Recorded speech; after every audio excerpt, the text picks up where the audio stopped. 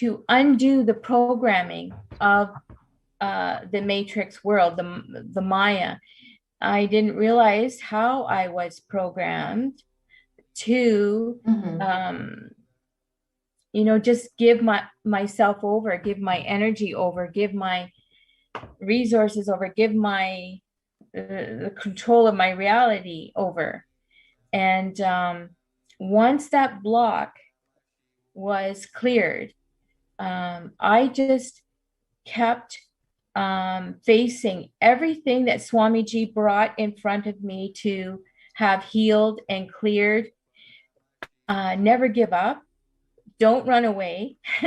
Don't shut down. But I just dropped all my fear and anxiety and uncertainty at Swamiji's feet, and just strongly, in a mature way, faced every single thing that was brought for me to clear and heal and complete.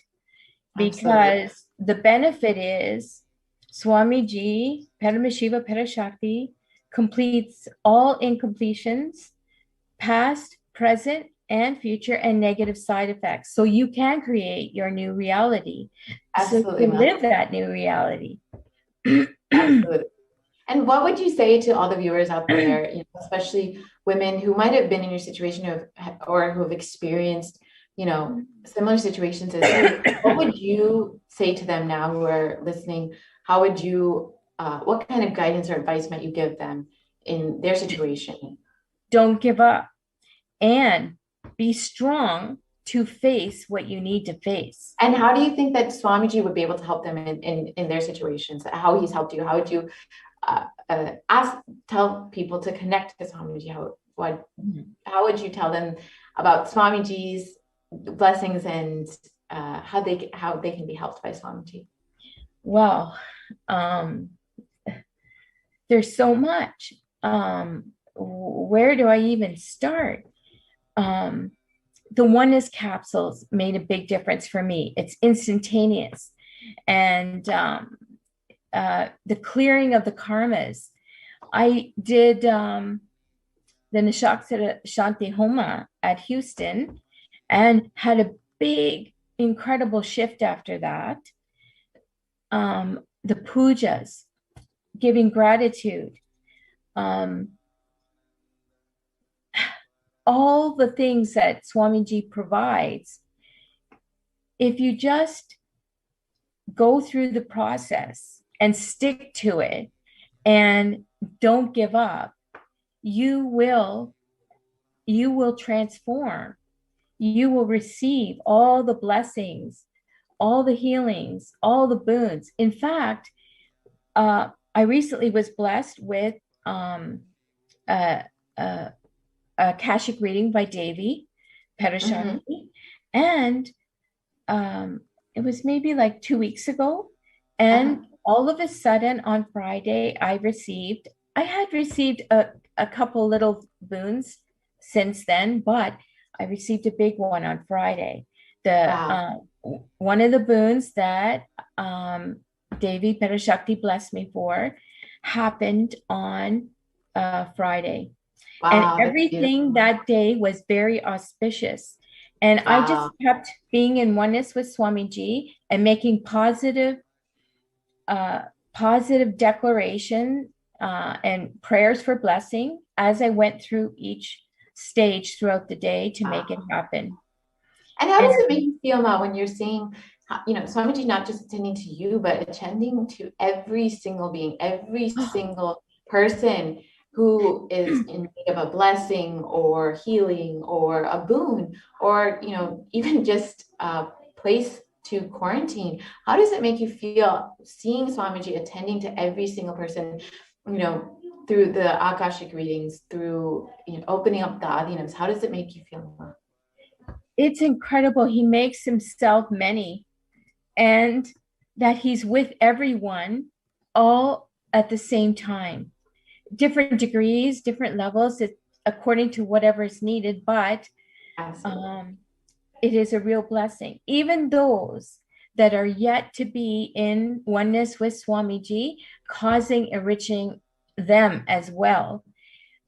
Just giving everything that's needed so that humanity can break through this bondage and receive, enlightenment, Absolutely. which was meant to occur long ago, but is incredible that Swamiji is sacrificing everything to make sure we are all that want to be, want to rise up out of the Maya and to be enlightened are in that process of receiving that.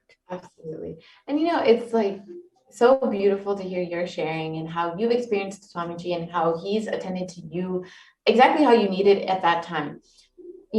Every single person, maybe they might not even be interested in spirituality, but how Swamiji is attending exactly every single aspect of their life, every single thing that they need. It's such a beautiful experience, like, to hear about, especially, hearing from you from where you came from and to where you are now, taking Apat Sannyas and, deciding to commit your life to Sangha and Swamiji. It's such a beautiful sharing that you've given us today.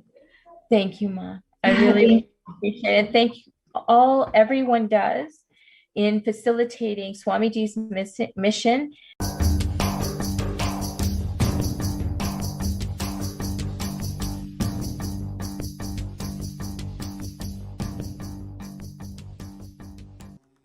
Welcome back, dear viewers.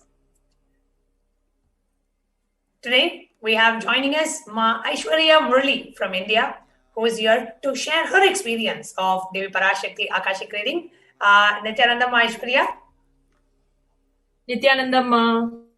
Nithyananda Ma, thank you so much for joining us for the live sharing today. So what is it that you are here to share with us? Yes, so actually, Ma, I have been seeing the Devi Akashic readings. They've been happening for around a month now. And I was attending it and I became a member of the channel, YouTube channel, so that I can post something. Even though really I had nothing as such, I felt even like asking to Devi. I still wanted to just say present, So every day I will just say something in the chat, right?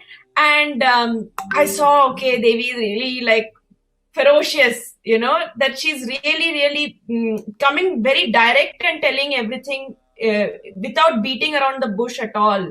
Okay, so in a way, I was a little bit like intimidated about that.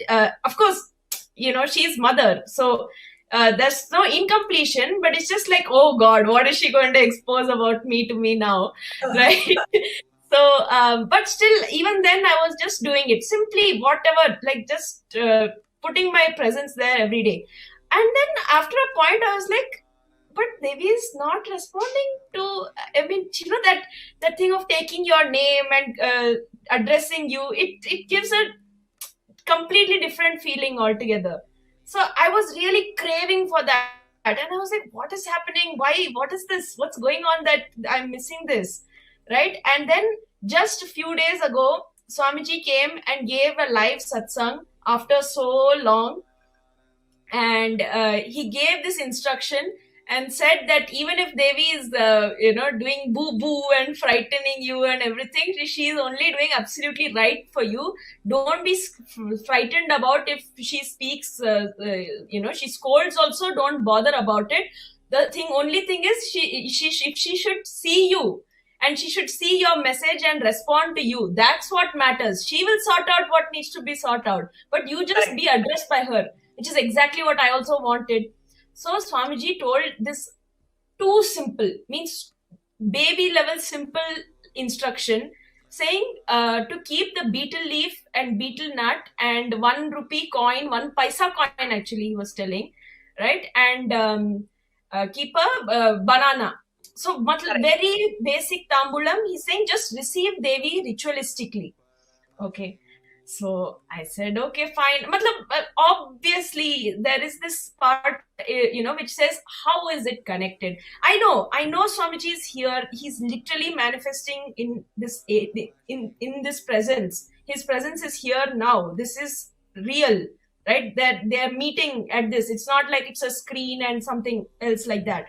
But somehow even then it was very difficult to really fully comprehend how is this keeping this beetle leaves going to actually connect to Devi giving the response.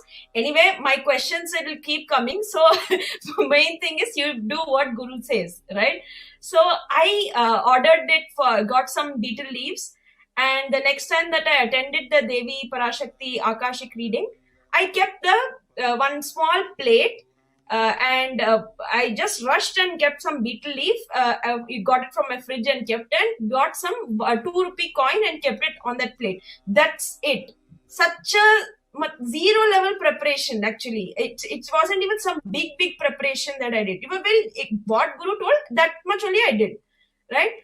And exactly that day, Devi responded to me. After 1 month, I'm waiting for.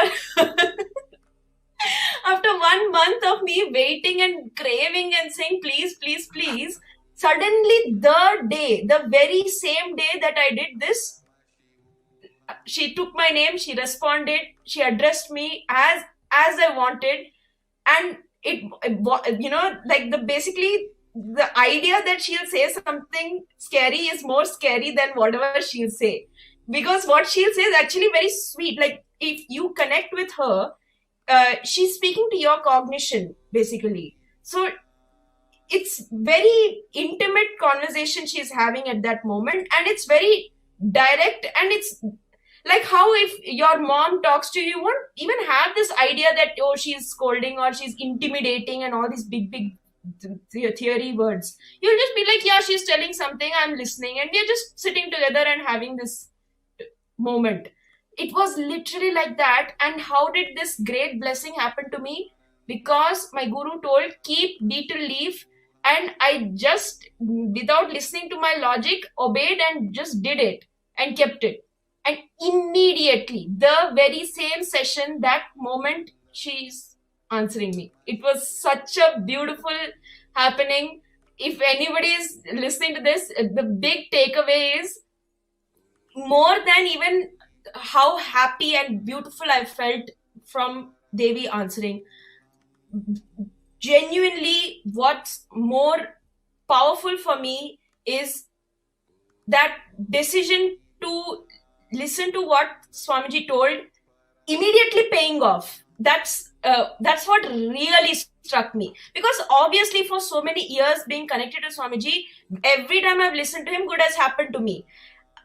This moment is so unique because it happened immediately, like without any time gap. Also, it just immediately happened. So that is what really was the most beautiful part of this whole experience for me. So beautifully shared, actually, Aishwarya. So whenever we listen to Guru Vak, I am doing it just because my Guru is saying. You will just see so many things just happening so auspiciously, immediately things manifesting in your life.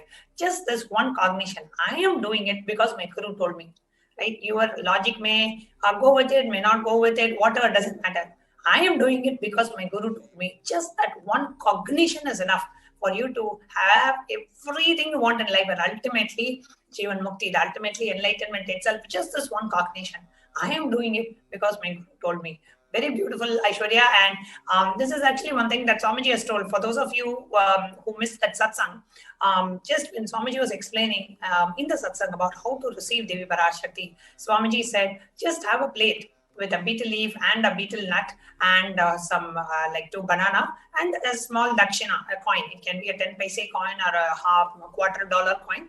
Doesn't matter, some coin. And just offer it to Devi. And after the Devi Parashakti Akashic reading is over, you can consume that, keep it separately, so that once it significant amount collects, you can send it to the LA temple as your dakshina, the temple in Los Angeles. So beautifully shared, Aishwarya. As soon as, see, so many of us are here. And if you're watching this on YouTube, I request you to do comment on the YouTube channel.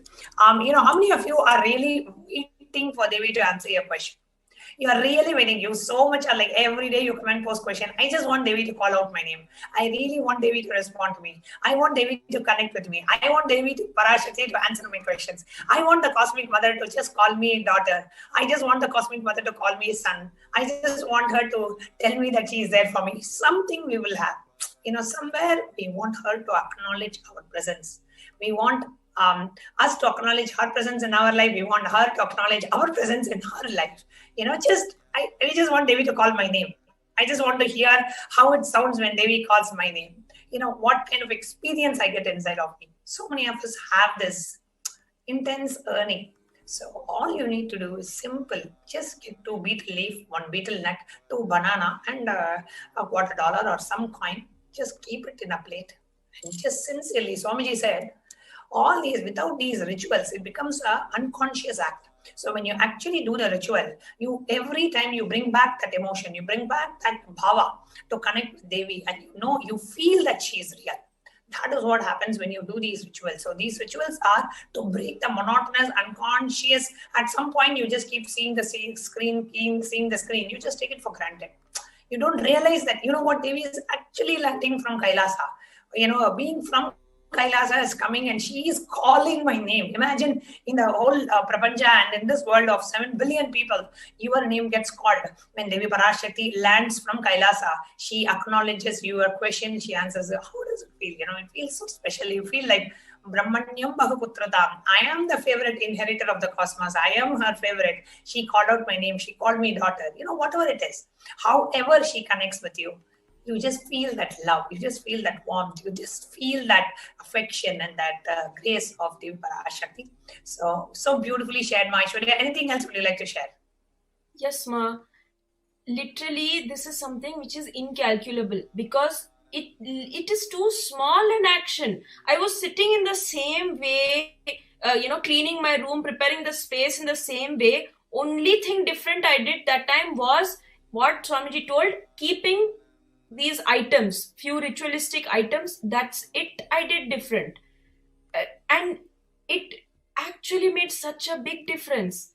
Such a big difference in what happened and even in the way I was receiving it. Like, it was so much more intense that I was receiving with like tears dripping down my face. It was so powerful, and the action actually what it did is no way proportional to the result which it actually brought. So definitely, like when we get these kind of small instructions, especially, let's jump into it and do whatever Swamiji tells. It's so fun and it works. It literally works. Beautiful, Ma. Thank you so much for sharing, Ma Aishwarya. Thank you so much for coming live and sharing your experience today. Thank you. Nithyanandam, thank you. Nithyanandam.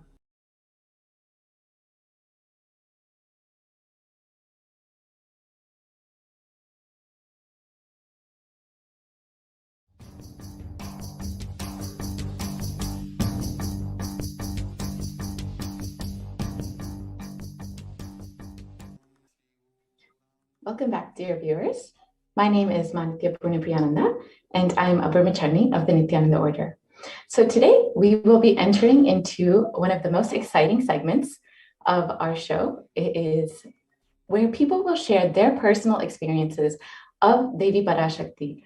Every day, Swamiji is attending to devotees, disciples, and all beings through Facebook, Twitter, YouTube, Instagram, and all our platforms, and making himself available to humanity to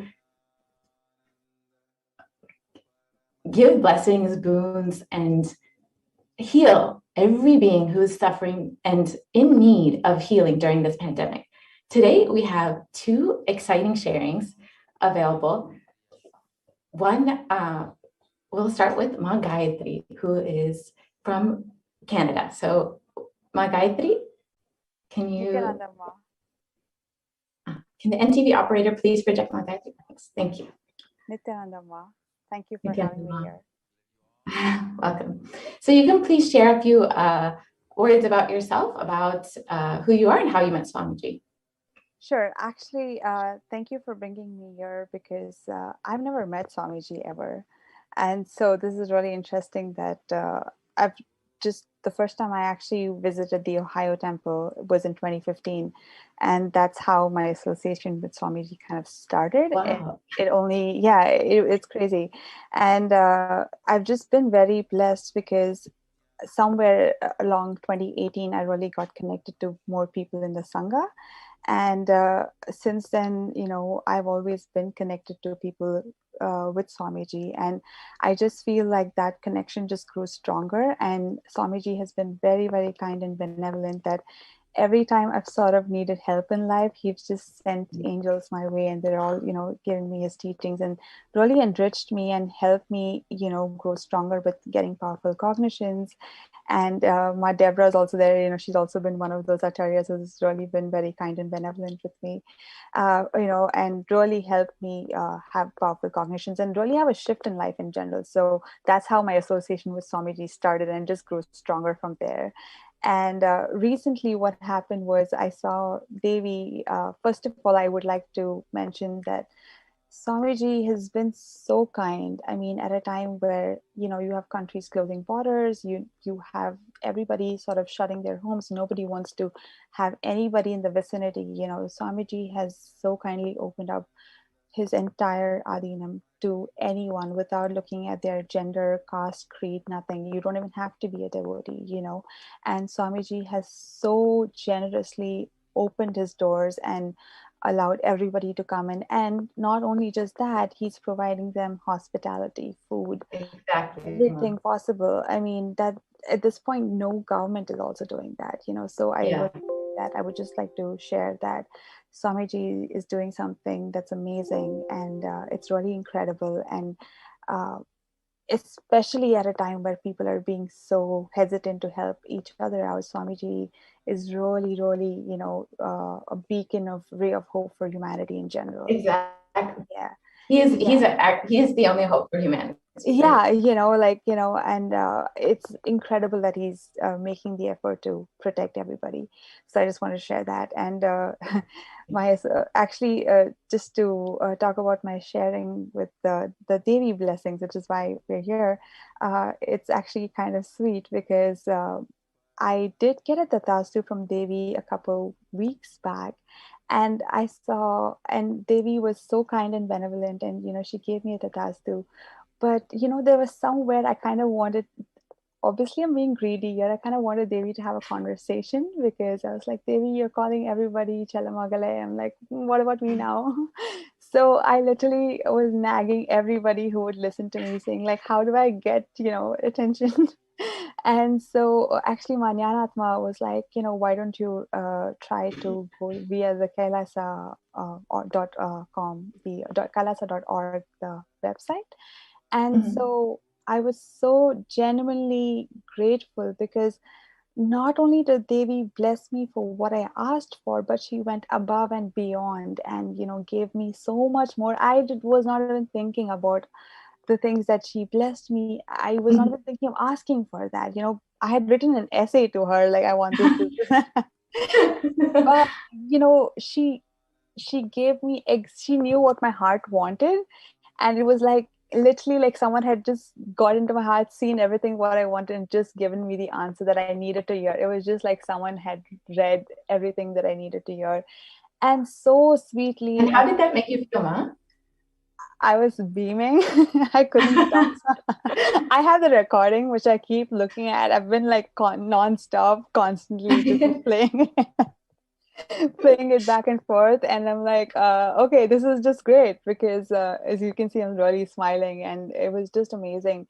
And, it was just such a beautiful blessing. And it was so benevolent, and I was so grateful. And there was just this beam of light and joy that was radiating, and I was just so grateful to even feel that energy. I was exuberant. Because I was like, absolutely. I mean, you can just tell from the way you're speaking and how much you're radiating the excitement and happiness and peace that you're having. It's so clear from the way you're speaking. So can you share a little bit more about, Devi has attended to you personally in every single aspect, even what was unasked from you. She has attended to you. She has blessed you. She's given you all of the boons and healing that you were looking for without you even realizing it.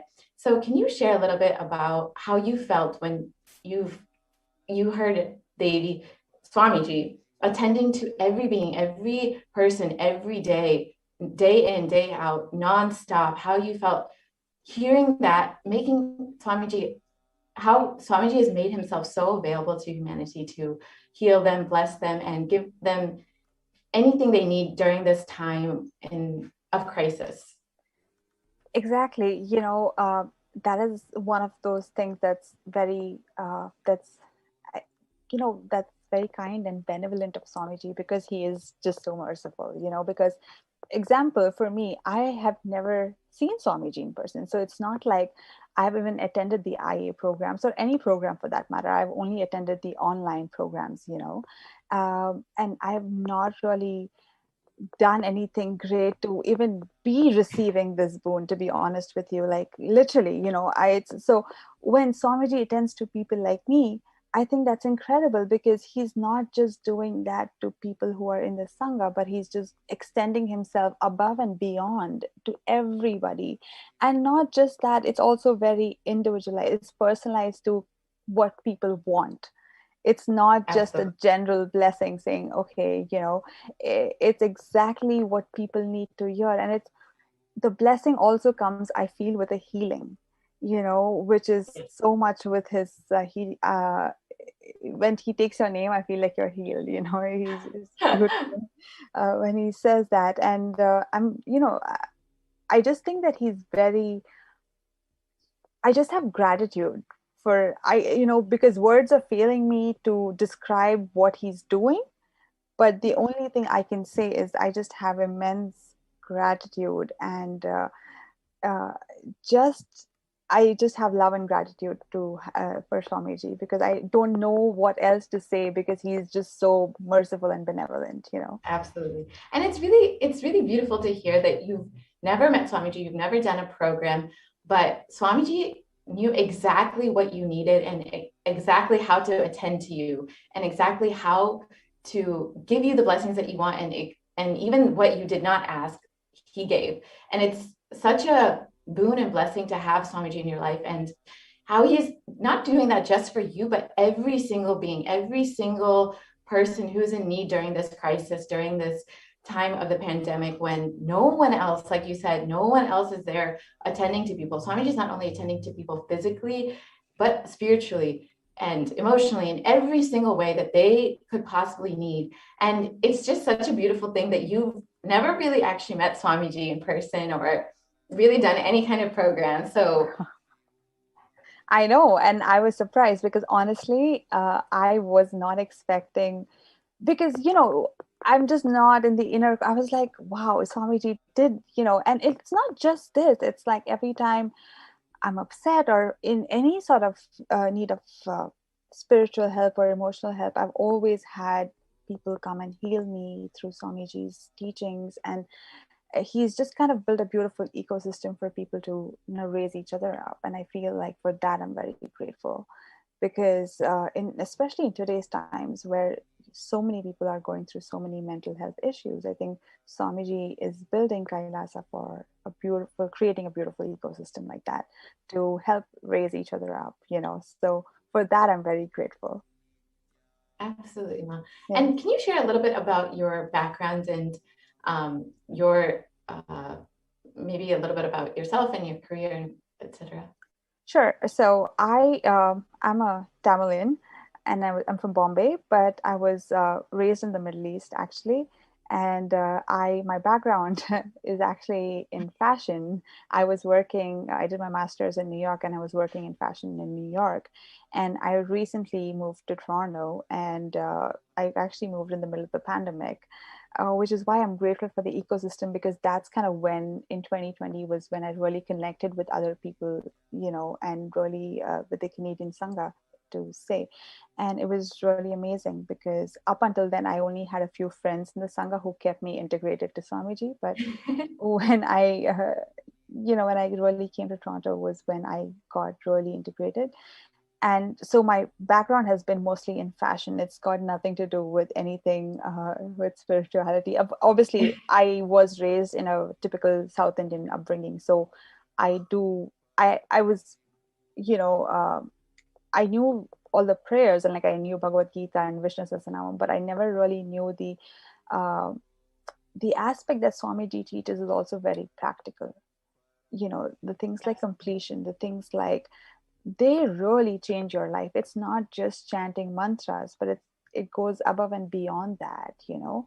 And that I didn't have in my life. I did have spirituality, yes, because I've always kind of been spiritual, but I've never really, in my background as a career, did not have any spirituality in it, you know. Absolutely. And I always felt a void because of that. So I was very grateful because Swamiji not only really gives you the spiritual aspect, but it's very practical. You know, it's basically unlearning so much of the conditioning that the society puts in, you know. And I didn't know that I had these conditioning even, you know. So I was like, whoa, I just did the Paramashivoham program recently, and I have 4 books of completion to be done.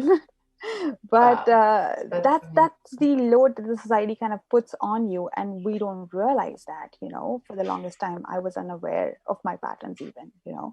And this way, Yeah. I feel like Swamiji really gives you the tools to kind of grow so much more than, and it's like spiritual therapy. I always feel like I'm in therapy, but like it's spirituality. Like Swamiji kind of infuses both, and it's great. And it's so useful, especially in today's time when people are going through so much of stress and so many things going on. You know, it's not just one aspect of life. So I feel like that's just where I really connected with Swamiji. And that's really beautiful to hear that, you know, you don't have necessarily a very, you know, a career that's focused in spirituality, or you don't necessarily have you know, you've maybe not even had a guru before this, I don't know. But it's really beautiful that you know, living in New York, living like a fast-paced lifestyle, being in the fashion industry, I'm sure you would never think that someone like you know, so young and so, you know, living in like such a modern lifestyle would have such a connection to Swamiji and feel that his teachings are applicable in their life, you know, and are able to relate with Swamiji and you know, apply his teachings. And why, I just wanted to ask, for you being, you know, so young and living kind of a very different lifestyle than you would think of someone, you know, in spirituality. Why do you think someone, you know, why do people need Swamiji in their life? Why do you think that people need, especially during this time, during the pandemic, when, you know, spirituality, people might feel like that's a, you know, secondary issue for them. Why do you think that they need Swamiji in their life? And how do you think he can attend people? I'll say this, you know, I mean, even though I didn't have a guru or anything like that, I come from a really religious background, you know, because I'm an Iyer. So like I learned all the Bhagavad Gita, the Vishnu, you know, all the religious aspects of it. And I think what happens is most people think spirituality is just basically chanting a bunch of mantras and like, you know, going to the temple every day, and that's about it. And, you know, being close-minded is kind of what they box it in. But what connected me with Swamiji specifically was it was more than that. It was teaching you the concept of Hinduism in a way that is really authentic, yes, but also in a way that, you know, it makes you question. It's not just about by hearting a couple of things, it's actually understanding the essence behind it, you know. Like I've been chanting Bhagavad Gita since I was a kid. I never knew the essence of the 15th chapter, you know. When I heard Swamiji, when I heard them translating during the Maheshwara Puja, I was like, wait a minute, this makes so much sense that, you know, I had feeds it to you in a way that's digestible, you know. That's how I would put it. But then I wrote, you know, well, actually, yeah, I wrote that, thank you, Devi, to accept this, you know. And then Devi said that your husband is going to be liberated, and he is with me, and he is getting Sayujya Mukti. And you also. So, and I'll take care of you and whole family and all these blessings that Swamiji was showering. But I was really shocked that how he took care of my husband after all these years that he hasn't even met him. And to think to giving me this opportunity and offering, I might accept my offering and liberate him, you know. So that's my story. And every time I see Swamiji wear that, it just gives me goosebumps, and you know, I feel so blessed by Devi to wear that. That's something that I have worn, that I never imagined that the incarnation, the Devi in Swamiji, that is accepting and wearing, you know. So it's a beautiful feeling. Actually, like as you were sharing, like Devi actually had blessed saying that every time you see that the jewel, that diamond that you have offered, that when I wear it on my jatas, when it is just on my jatas as like decorating my jatas as shiromani, right? And Shiromani, when it is there, yes. yeah, yes. when it is there on my jatas, you will remember how your husband is always in oneness with me. Oh my God, it's just, I don't know how to put it into words, because it's just too amazing. And you know, now he's not only wearing on jatas, but he's wearing on his neck also. And that's like double blessings. I said, oh my God, Devi is wearing, you know, the thing that I had, something I had which had no value, but now it is tremendous, unbelievable value to it, you know, to see it. Yes, ma. So true, ma. Ma, actually, thank you. You know, just to attain this space of liberation, the Sayujya Mukti that you said, where Devi herself accepted that, and you said so beautifully how you felt, something that you were wearing, something that you, after your husband left the body, there was something in you that was, you know, disturbed. There was some part in you which needed healing. And you very beautifully shared how you felt when Avatar himself accepted that small piece of gel and gave you that greatest of boon. People need to do siddhas, and even yogis do penance for thousands of years together to attain that space of liberation. They do for hundreds of years to attain that Sayujya Mukti from with Devi Parashakti. Here, Swamiji is just so compassionate, sitting and attending to each and every one of us. Like you shared, Ma, to each and every viewer, I feel you should also share the perspective of how it helped you heal your inner space. You were sharing about how even after your husband's passing, there was some incompletion in your, something in you which was sitting. Which for a very long time, unattended component. And how did you experience Devi healing it, and how do you feel that it added, like that the difference that it made for you? You should share that perspective also. Yes, go ahead, please share. Yeah. So my husband passed away actually very suddenly. It was a sudden death. So I didn't even know. Swami Devi did mention that it was untimely death, which I was so surprised to realize, because he had a like severe heart attack. And that time I was not even here, and I was there, and my kids were only 3 years old and 10 years old. So I had a lot of incompletion and so much that I was carrying inside. So that was lifted. Of course, it was lifted the day I met Swamiji, and he started healing me, but I was carrying lot of suffering and pain. I had a lot of physical pain all these years. So slowly, it was all going away through Swamiji's grace and his programs that I took, Inner Awakening. But this was like a last completion that happened, knowing that where he is, and it was like a burden taken out totally from me, and total suffering that I still might have carried, the pain and suffering, all that, So this was the last thing I feel, and I slept like anything, that night.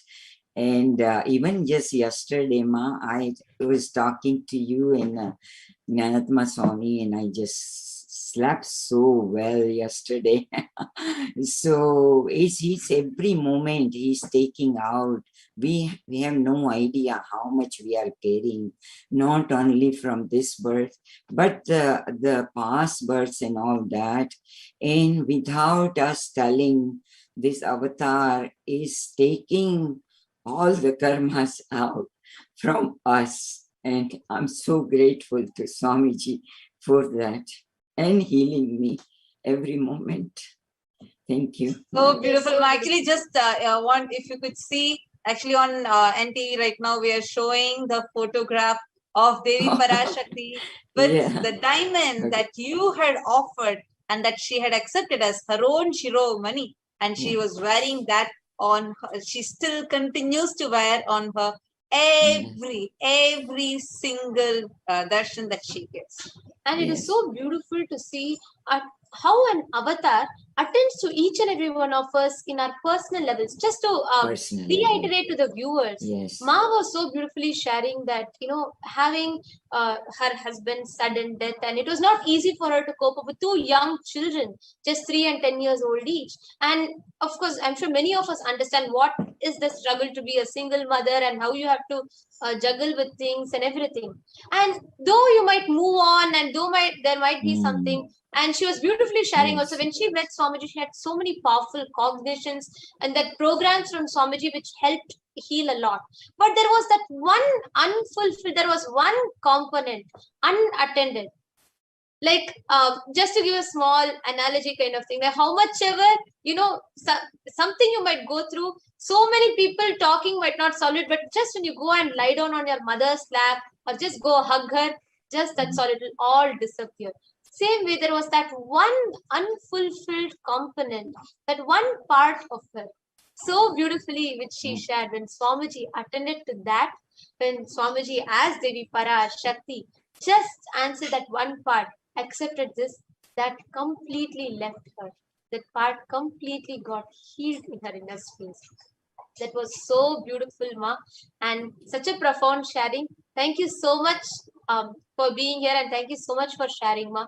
I'm sure each and every viewer that are listening to will understand how, to what extent an avatar goes to heal each and every one of us, not just conflicts which is inside our inner space, and gives us such a peaceful life. Like you said, you are able to sleep so peacefully, so completely, and so happily.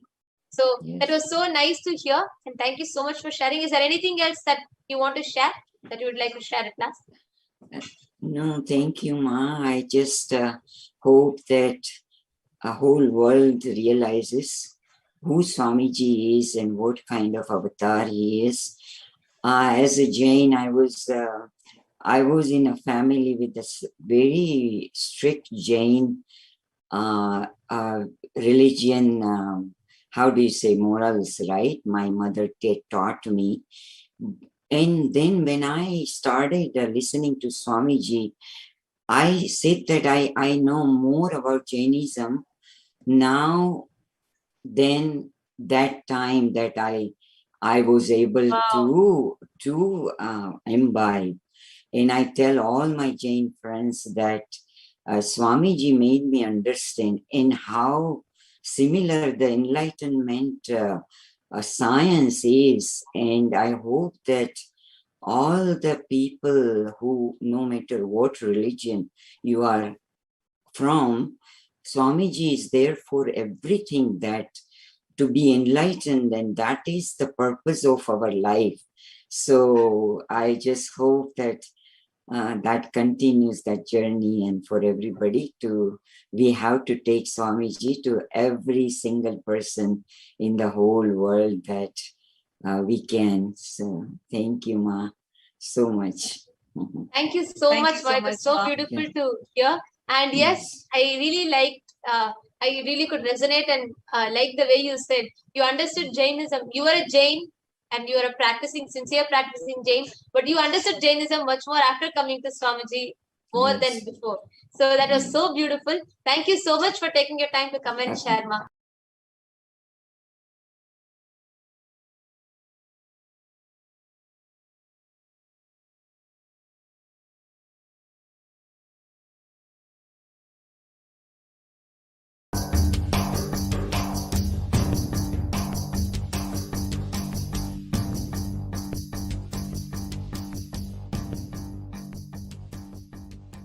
We have Ma Atma Prema from Norway, who had a very interesting Devi Parashakti Akashic reading. And she is here to share her experience. She has been with us before, and she's coming back, joining us back again today to share her experience of Devi Parashakti Akashic reading. Nithyananda Ma Atma Prema.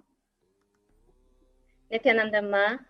Nithyananda Ma, welcome back to Nithyananda TV. Thank you so much for joining us today. Thank you for having me again. This will be the third time that I'm sharing since the Devi Parashakti Darshan on the 1st of this month, so 9 days ago. Beautiful. And maybe to our viewers, you can give a brief of what Devi Parashakti revealed to you, what was her blessing to you, and then we can move into your share. If I can read it, Ma, it will be easier please for me to. Okay. Okay. So on the 1st of June, Devi Parashakti answered my question after many, many weeks. I had never had an answer before, despite having asked the questions. So when this happened, it was a very intense, moving moment for me. And this was the answer that Devi had given. Listen well to what is being told, daughter. You are one of the beings who came down from Kailasa to be a co-captain and serve the world to protect it from the terrible corona. You forgot the purpose of coming and diverted into another life. Such beings as you, who came from Kailasa, are also the reasons for this terrible pralaya. Forgetting the divine seva you need to do and leaving the work you are meant to do, you are doing some other work. Like you and other such beings who came from Kailasa have become the reason for this great drama. For 3 days, think about what I told. I will make you realize it in your dream, waking state, and consciousness. I will show you the truth. Once you see it, I will give prayashchitta. Go and come a virtuous one. So this answer to me was just,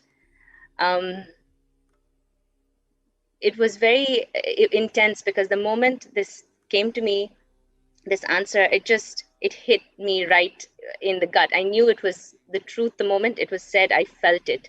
And then I sat with it and I waited and I allowed the words to sink in.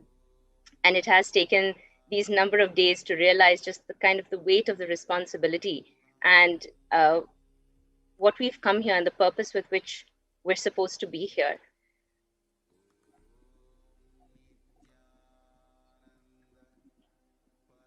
And when Devi Parashakti said, just I will reveal things to you and I will tell you what you need to do. The way, when I heard it, the way I see it is, really reawakening to the true purpose of your life, realigning us back to the real purpose of our life, which is what will give us fulfillment. That is what we came to this planet Earth for. And when we drift away from the purpose, she gives us a strong wake-up call and realigns us back and tells us, you know what, this is what you came for. And when she shared this with you, Atma Prema, what really went inside you? What was the experience that you had? And what was the realization that came from within you? So, Ma, if I can go back to the beginning.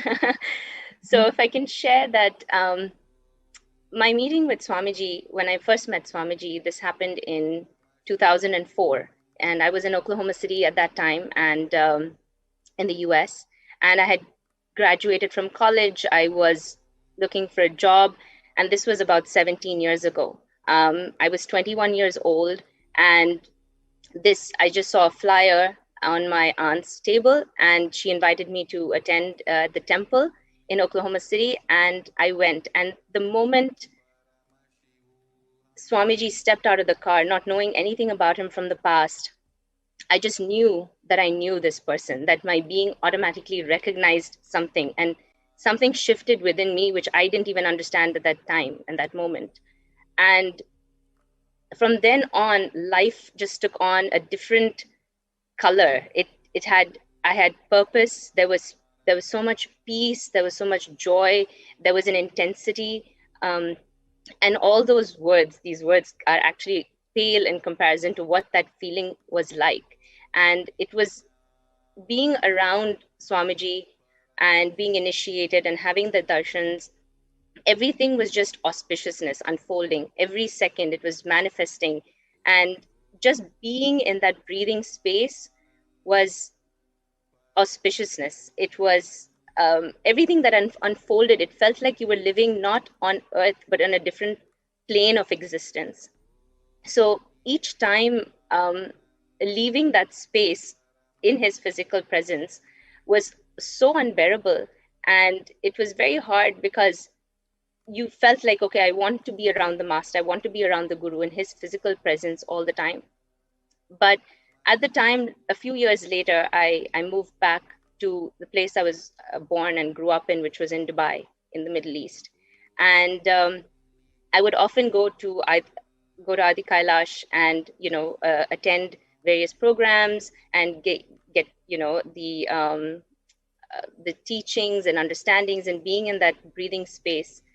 And every time I had to leave, it was like this separation was so hard. It was so unbearable to leave that space of Adi Kailash, but also knowing that everything that I had imbibed from the teachings, it was important for me to go out and go back and do that seva and just share with the people who were in the Sangha in Dubai at the time.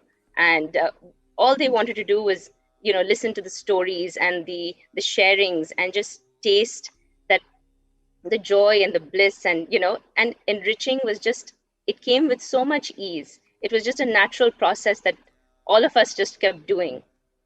So at the time, I didn't even realize what was happening, but I took up the responsibility of the Sangha in the Middle East and in Dubai specifically.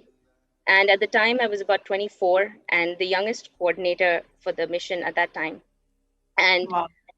I can't say I can't say that I knew anything about Hinduism or Sanatana Dharma. I grew up in Dubai, a Middle Eastern country. The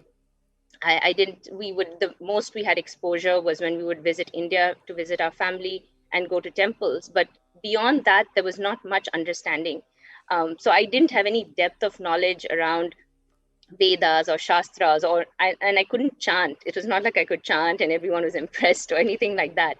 There was no prior knowledge or experience before meeting Swamiji. So all that I came back to share every time after those visits to Adi Kailash was just sweet, simple stories that was just shared from intense bhakti, that devotion, that sweet devotion that comes through you just by being, just being in that oneness with Swamiji.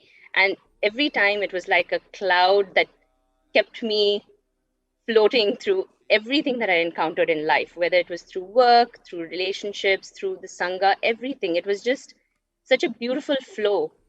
And just having that simple devotion, that simple trust, and just taking that simple action, the response was so incredible.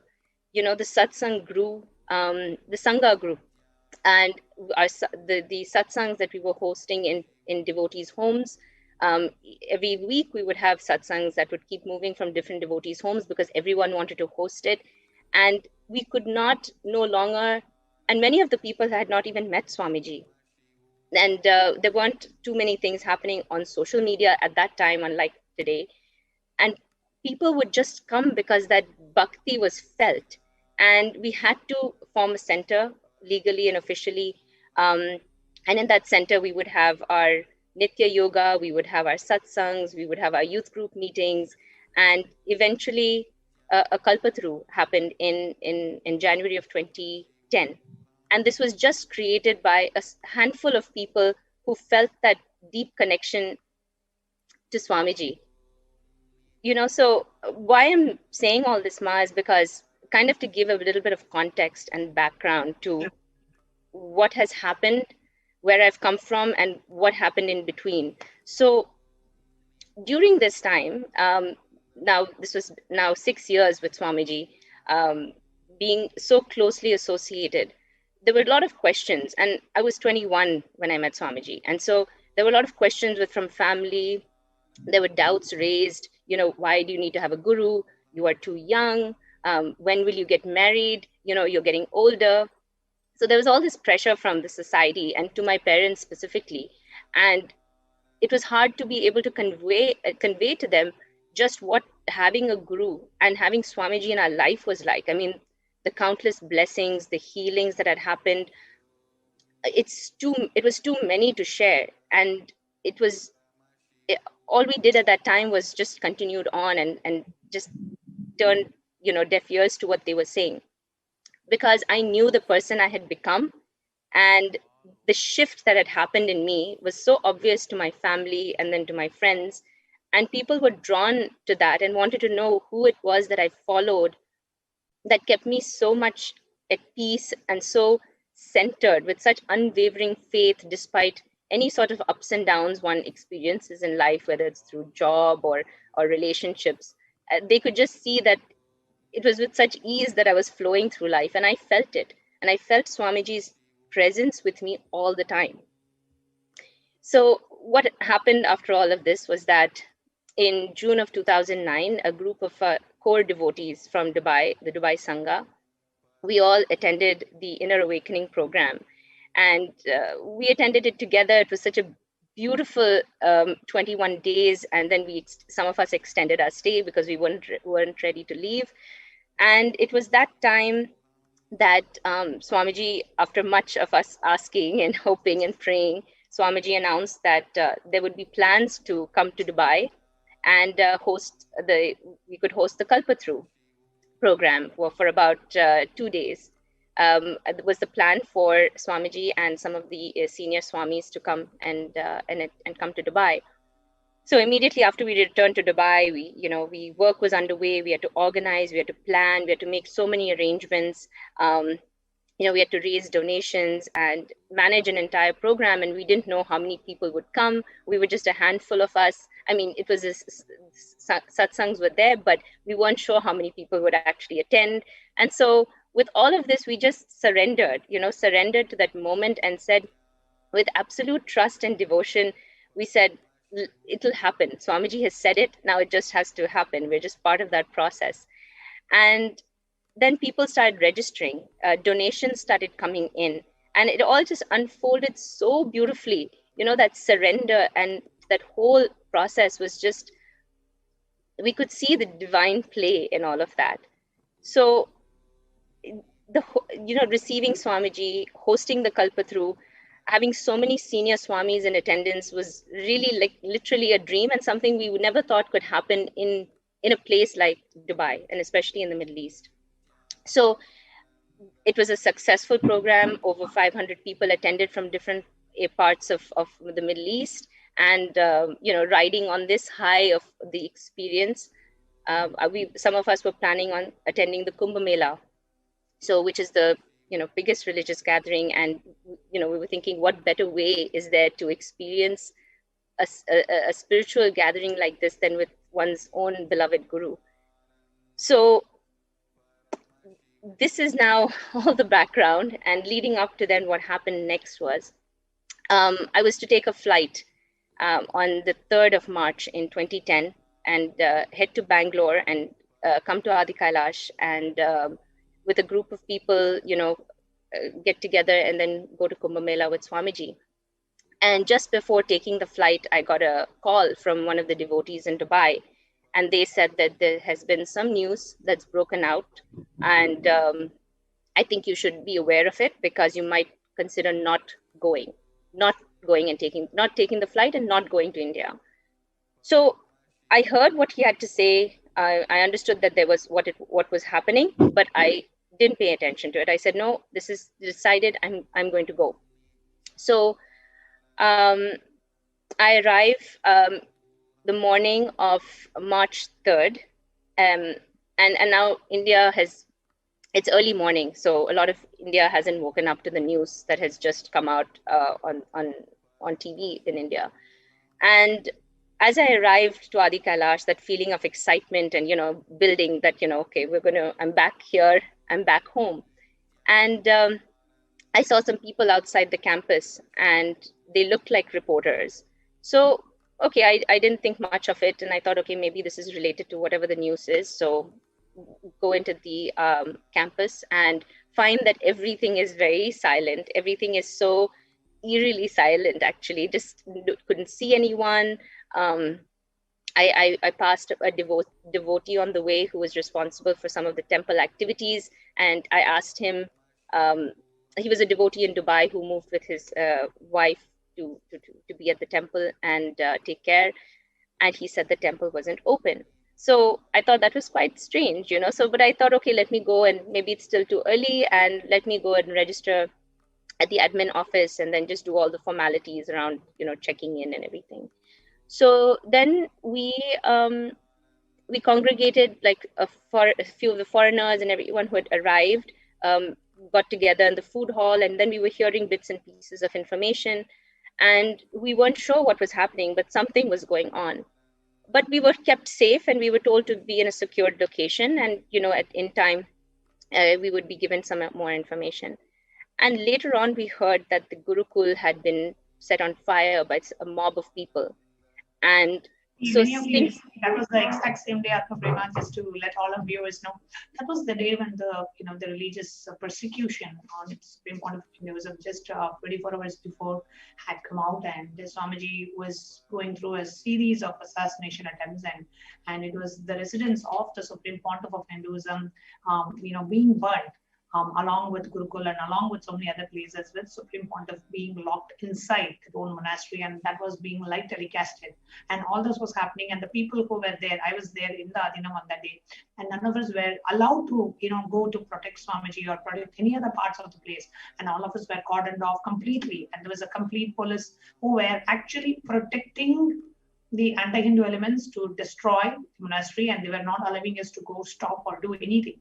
And that's exactly when I think you were also there, happened to be there in the monastery at that same time. Yes, please go ahead. Yes, Ma. And at the time, we didn't know what was happening. But of course, much later on, I understood. But at this moment in time, it was very disconcerting, But it was ensured that we were all kept safe. All of our, we were kept in a place that nobody could reach us, and we felt secure. We didn't feel threatened by any way, but we knew something big was happening. So that night, 2 devotees from the city came and, whisked us away, actually, from the campus, saying that it's getting out of control. There's a lot of people, and we need to take you back into the city and be safe. Your parents, are worried, and all of that. So we were put into a car. We were asked to remove any sort of anything related to Swamiji. We were asked to remove the mala, the bracelet, everything that was part of us. We had to just kind of remove and keep aside, so that in case we were stopped along the way, that we were not harassed or bothered. So we get into the city, and all the news channels are incessantly airing a video over and over and over. And it was just, I'd never seen anything like that being done with such consistency. It was as if that was all every news channel could do and report on. So it had the effect of visually affecting people, and I decided at my parents' insistence that I should return to Dubai and not remain in India longer. And I did that, and then I felt confused, and I didn't speak to anybody, and I neither tried to reach out to the administrators of the Adinam, Adi Kailash, nor did anyone contact me, because so much was happening at the time, and they were all trying to keep themselves protected as well. And so I kept a low profile for months. And this was right after a hugely successful Kalpataru program that had happened in January of that, just 2 months before. I mean, literally it was January and now we're talking about March. And people are expecting to hear information, and now this has happened. So I didn't know. I just want to add to you, Mahatma, because I was there in the monastery at that time, and we were just trying to ensure Swamiji's life was safe. See, Swamiji was going through a series of assassination attempts, and over a span of about from the 2nd of March till 21st of April, just in that 1 month and 1.5 months, his car was followed everywhere. Swamiji was at least had about, I think, more than 70 assassination attempts just in a month and a half. Every place there were people who were ready to, burn him alive, ready to kill him, ready to, do all sorts of things. And it was all, and with the police protection. Means the people who came to attack, they came with police protection for them. So there is no way we could do anything. So the whole administration at that time was focused on somehow we want to just somehow ensure Swamiji's life is safe. That was what was there for us. We just wanted Swamiji to be alive for what he was doing to humanity and what he has done to humanity and what he has done to all of us. That was what was going on, and we really couldn't, expect this level of a multi-pronged attack from every side. And I remember on the 3rd of March, there was an inquiry from 11 government departments trying to, shut down the bank, trying to shut down the monastery, trying to shut down the Gurukul, trying to shut down the temple, trying to, get all of us out. I was there and we were literally forced to leave. They said, no, everything is closing. You have to leave. All the Adinavasis, we were forced to leave. The bank accounts were getting frozen. Swamiji was being attacked everywhere, every step of the way. And that was what was going on in India at the time, just to let you know, and for all our viewers also, at that moment, there's this continuous airing of this false news, so much of hate speech, and everywhere people are, barging into the monasteries and temples and breaking the deities and abusing sexually, like female monks getting sexually abused, and everywhere it was just completely out of hands. Even if we have had the best of the administration, it was just impossible to handle the attack that was happening from all directions on a small group of people who are trying to manage, and that most priority at the time was we wanted Swamiji's body to be safe. Yes, Ma. And what shocked me the most, and I didn't even think in too deeply about it, but what hit me on the surface was that it wasn't just in India, but everywhere. It was news channels in Dubai, in the Middle East, and everywhere. It seemed as if it was, now looking back, what a coordinated attack, that it had all happened in this particular way and in such a huge in such a way that really affected everybody. And I know that so many people, I mean, the monastery was affected, people were trying to figure it all out, and it was a very disconcerting time. And newspapers in Dubai were calling me for a statement. I was contacted by the person implanted in the Sangha, responsible for bringing this whole thing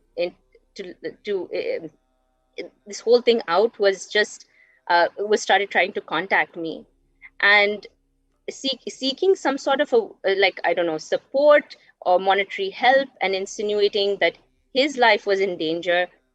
And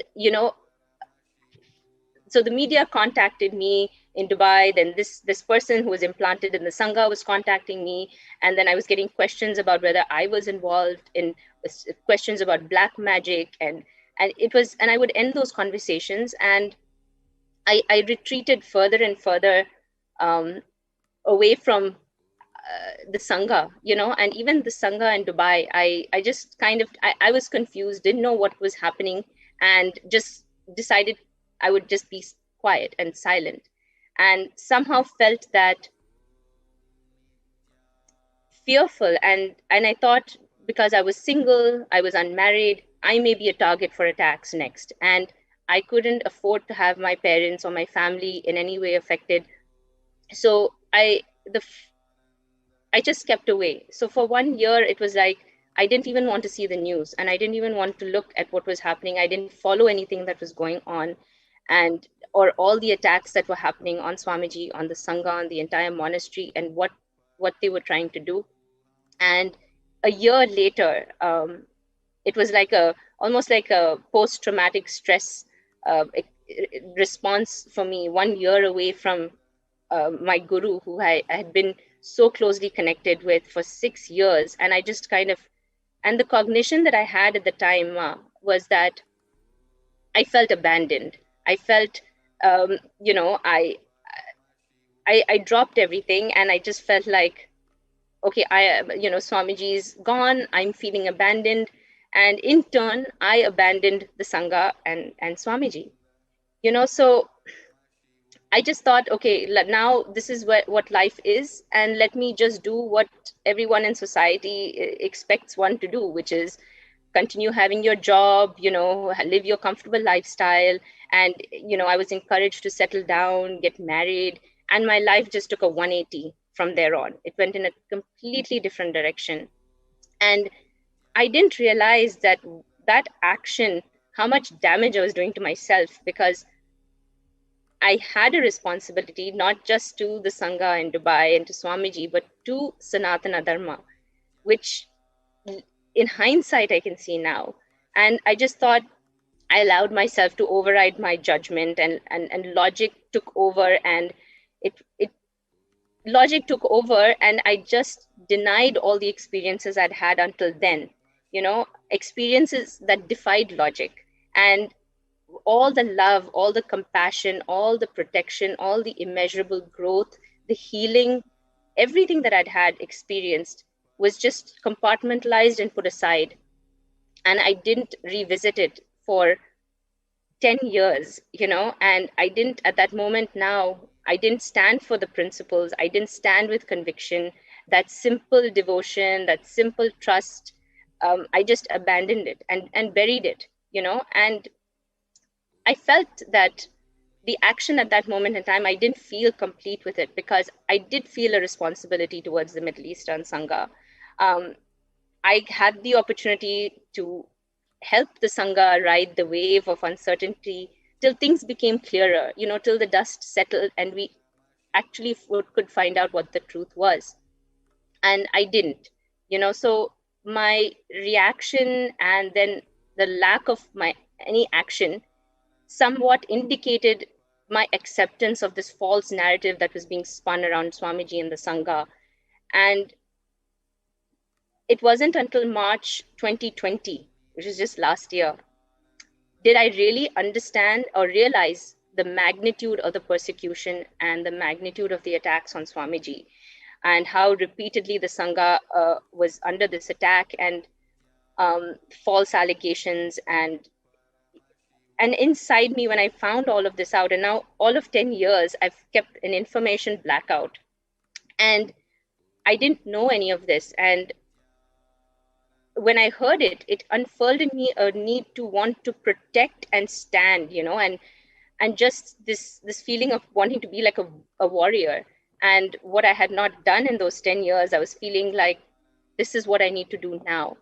So the years that I was away, it's from the Sangha and Swamiji, those 10 years, I had repeated visions of Swamiji. And in those visions, I would go and ask, why did this happen? And each time it was the same thing. And in that, Swamiji would say, come and see me. So I ignored those visions for several years. And then in 2017, right before I had my son, I had the vision of the banyan tree calling me. And then I knew that somehow I needed to return and be in the presence of the banyan tree.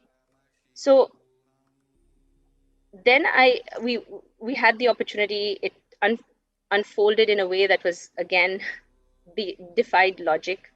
We happened to come to India after many, many years of being away. And one of the devotees who had been initiated into third eye powers did a body scan for me. And at that moment, the message to me that she got was, come and see me. there will be no hangover of the past. And those were the words exactly that I'd had in my visions all those years before. And the moment those words were said, I knew this was the time. And when they suggested that, oh, why don't we go to Adi Kailash? My immediate response was yes. And then immediately the rest of my family, my parents, my sister, my brother-in-law, all decided that we would go. And what stood out to me in all of this is that in these 10 years that I felt like I had separated, Swamiji was there every step of the way. He was trying to reach me through the visions that I had, any experiences that I'd had through my life in those 10 years that were challenging. There was a strength within me that I didn't realize I had. And looking back, I know that strength was Swamiji, and despite me pulling away, that umbilical cord connection that you have with the Guru, that spiritual umbilical cord, as far as you may go, that will always remain connected. And so now I can see in all those moments in those 10 years, just how Swamiji played such a role in my life to ensure that I didn't fall. So those trying times, there was strength in all those challenges. I was guided, I was protected. And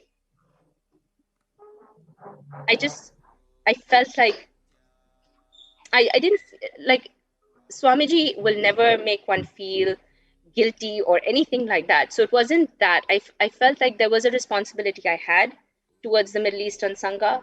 I didn't stand for that.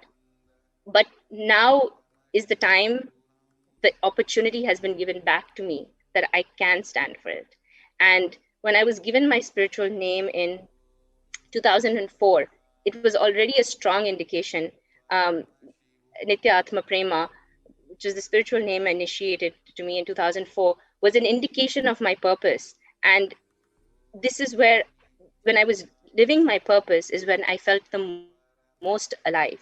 And when I strayed far away from the Guru, the Sangha, and altered my path, there was so much incompletion. And I would often share with members of my family that I didn't feel like I had my purpose. And the only time I ever felt I had purpose was when I was doing work with and seva for Swamiji.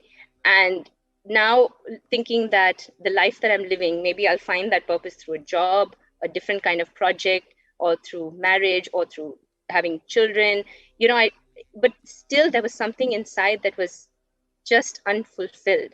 And the moment we stepped back into Adi Kailash in January of 2010, those 10 years just melted away. It felt like we were coming home, and that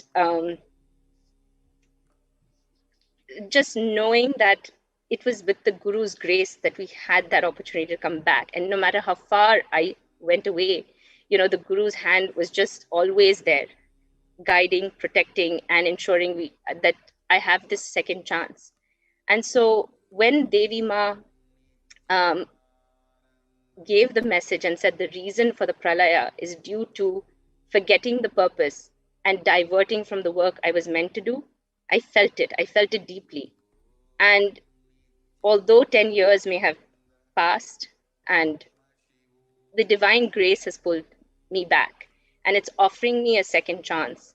And what's important now is taking up that responsibility and standing up and actually living the purpose and aligning with that cosmic will now. So it's not about regret. It's not about feeling guilty. It's about coming to alignment and finding that completion and moving forward in alignment with that purpose, with powerfulness. And the responsibility is large. And I never want to take that for granted, because I know what anti-elements have been working now tirelessly for 10 years, incessantly attacking Sanatana Dharma, Swamiji, the Sangha, the entire, and the question is why? why is this constant attack for 10 years? And I never want to let somebody else determine the purpose of my life, because the purpose is clear. And already those 10 years showed me just how much I had missed and how deeply unfulfilled I felt. And this is the chance to regain that and align myself. And Devi Ma strongly revealed what my soul felt, and now to live out that purpose is the ultimate gift that has happened with the Guru's grace. So this is a long sharing, Ma, but I wanted to give context. This is a much needed sharing, because you know what, it's not just you. There are maybe hundreds of devotees that are out there who became victim of the persecution, not just in terms of a direct attack, but victims of a persecution where the right information then was not given. The victims of the attack in the sense where the people whose life also got impacted because of the religious persecution and attack on Swamiji. And it's important that when you realize, it took you 10 years to realize, and maybe there are so many that are still out there and who still have not realized, and who are listening to your sharing and who realize, oh God, this is exactly what I felt as well. One side you have the wealth of experiences with Swamiji, which is our own experience. We know it, our inner being knows it, our consciousness knows it. We have felt it, we know Swamiji is. And every single devotee who has seen Swamiji, who has been touched by Swamiji, has that wealth of experiences. But what happens sometimes, we may call it delusion, or we may call it whatever name we want, but that wealth of experiences, like you said, gets compartmentalized, and we get consumed by something else that's out there. And it takes us a while for us to spring back and realize, oh God, these were my experiences with Swamiji, and I had them. I know who Swamiji is, and I know what this is, and it wakes us up. And the sooner we wake up, the sooner we realize the purpose of our life. And that's why it's very important, Mahatma Brahma, that people like you, who were victims of the anti-Hindu attack on Swamiji, and which that led to you separating yourself from the Guru, and now you realize, oh God, that's the time I should have been there and stood a strong warrior for being warrior for Sanatana Hindu Dharma, warrior for Swamiji, warrior for Kailasa. But now that's what Devi has awakened. I can see after the the Devi Parashakti's Akashic reading, how much it's clicked in you, and how much it has revealed to you that what, this is what has happened, and I'm so glad you're coming forward and sharing it for the benefit of others. Countless others that are out there, because the hate speech on Swamiji was spread all over media. Everything was spread all over media, and so many. One of the things I wanted to ask you was, the anti-Hindu elements, they tried to when they were wanting to falsely implicate Swamiji in so many cases, right? Hundreds of false cases were slapped on Swamiji. And one of the things is they approached so many anti-Hindu elements approached so many female disciples and devotees of Swamiji, and inviting them to be false witnesses, becoming false victims. And were you approached, to be a false victim, or did they try to pull you into this whole attack against Swamiji? Yes, Ma. It was a clear indication that was what I was being asked. Not so subtly, because they contacted me and were trying to get me to be involved in this and to support their cause. And I immediately sensed that this is not where I am. This is not at all the space in which I'm in. This is, and I slowly retreated away from, the contact with these people, and I didn't want to upset or anger, but I just detached myself from, because that was not at all. There was not even a moment to think in that way, and to be even approached about such a thing was just unbelievable for me. So. From all the love, sorry, Ma, please go ahead. So from all that was showered on us, to even consider, that was out of the realm of any possibility. So I I think they understood that, and also trying to get some sort of monetary support and all of that. So it was, I can see how many would have been affected the same way that I was. And I was lucky it was only just 10 years. There may be some people who, it may be longer, and I hope not, because if you are having that call, just listen to it, because that is the call from the divine saying, come back. This is for that completion. I don't want to think about what would have happened had I not, and that I wouldn't be here talking today and sharing this. In that moment, I never thought, like a few years later, I never thought that this would be where I would be sitting today and talking and even discussing this. But I think so many people may be in that same position, and allowing these attacks and this abuse and persecution to affect their spiritual growth and progress. And that would just be the saddest thing. Exactly. And at the end of the day, it's a loss for us. It's a loss for each individual, because if you are losing your, the more and more we are distancing ourselves from the Guru, the more and more we are distancing ourselves from the true purpose of life, the more and more we are distancing ourselves from what we are here for. Because it is the Guru, it is Swamiji who awakens us to the true purpose of life, makes us realize and experience fulfillment. And the moment we move away from the Guru, we move away from who we are, what we came here for, and that can never give us fulfillment, right? We can go and do so many different things. You can have the best of the best businesses, the best of the families, the best of job and relationships and wealth, but that's not the best of you. So whatever you do, it does not give you that fulfillment. There is a deep lack, there is something that's missing, and that is the divine call. Like you said, there are so many visions that happen. Swamiji is there for you, and that was where we need to come back to.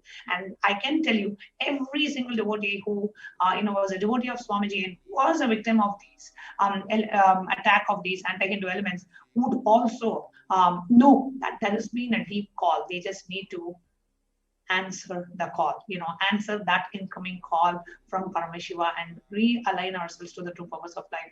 And one of the things that you also shared, Mahatma Prema, I wanted to bring these anti-Hindu elements, like how they approached you and wanting you to become one of the, the false victims. And that's what they have done. They have approached so many, female disciples of Supreme Pontiff and wanting to somehow trying to use them to become a false victim of Swamiji, right? If somebody is, let's say, for example, somebody is really affected, I would be the one who's affected because you come and falsely implicate. So the very intention of the anti-Hindu elements is very clear. And, because they approached you to be a false victim yourself. So all of us should realize that the whole ecosystem, the anti-Hindu ecosystem, which was trying to attack Swamiji, trying to falsely implicate Swamiji, trying to assassinate him, trying to slap these hundreds of false cases, is a huge persecution against Sanatana Hindu Dharma. And because, like Swamiji in a very satsang sometime back, he said, I am being attacked because I am standing to protect Sanatana Hindu Dharma.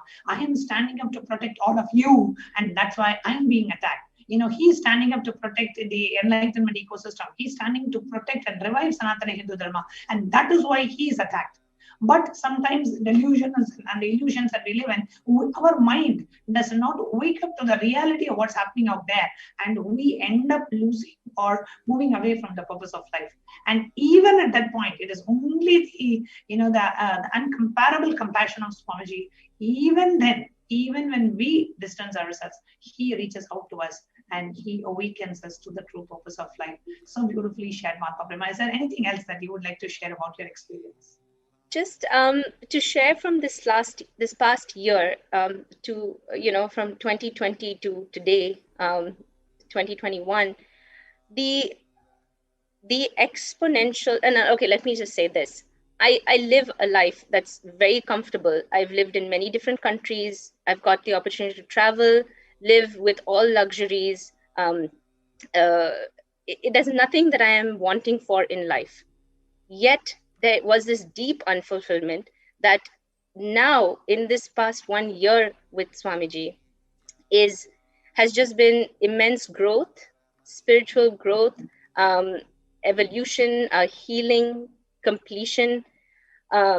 immeasurable. There are things that I could share that are unbelievable for other people to, and in this 1 year, what has happened has been, like, this is how life around Swamiji is. It's just exponential. It's just that super conscious breakthrough after breakthrough, and the cognitions and and everything. And I'm sure many people will attest to the same, obviously. And that's not something I can even imagine having missed. And the opportunity to be back, and the opportunity to realign myself and get and come back to the true purpose is something I really pray for all the others who were victims of these attacks.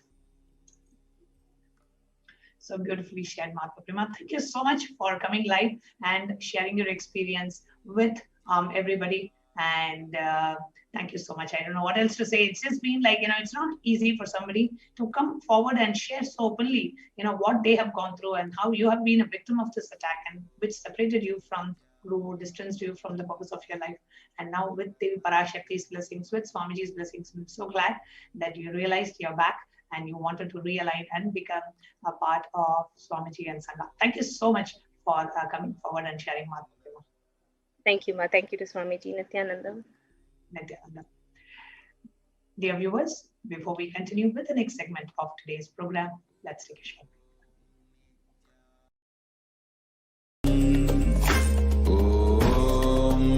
Nithyananda Paramashivoham.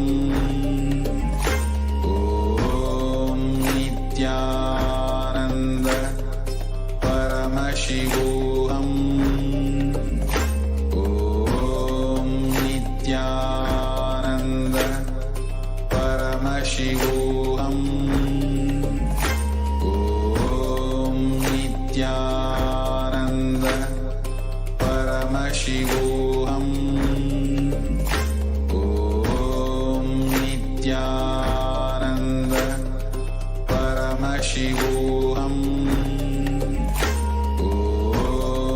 Nithyananda Paramashivoham. Nithyananda Paramashivoham.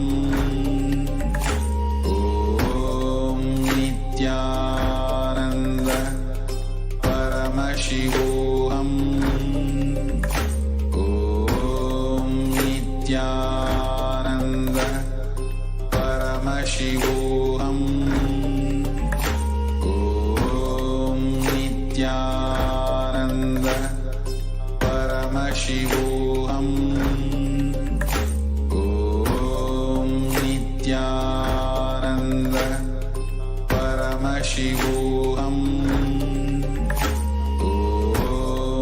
Nithyananda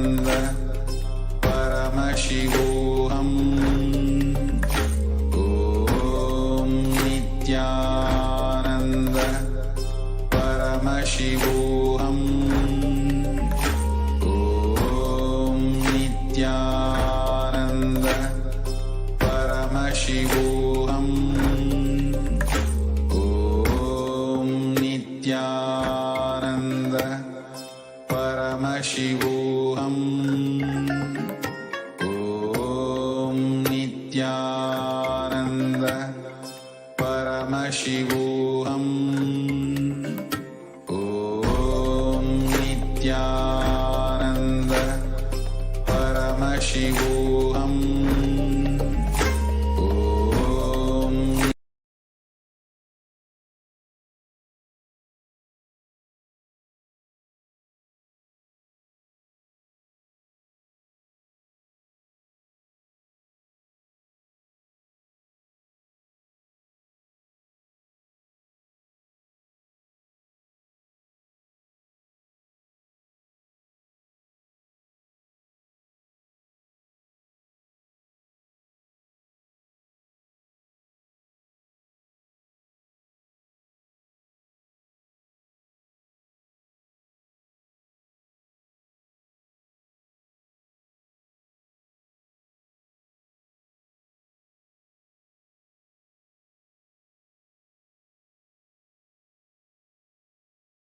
His Divine Holiness, Bhagavan Nithyananda Paramashivam.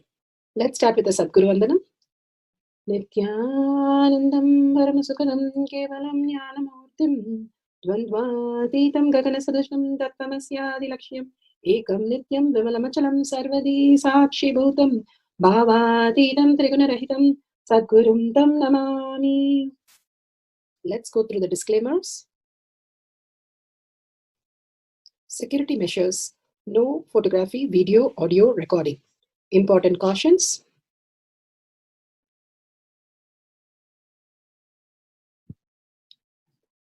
Please be aware of the important cautions.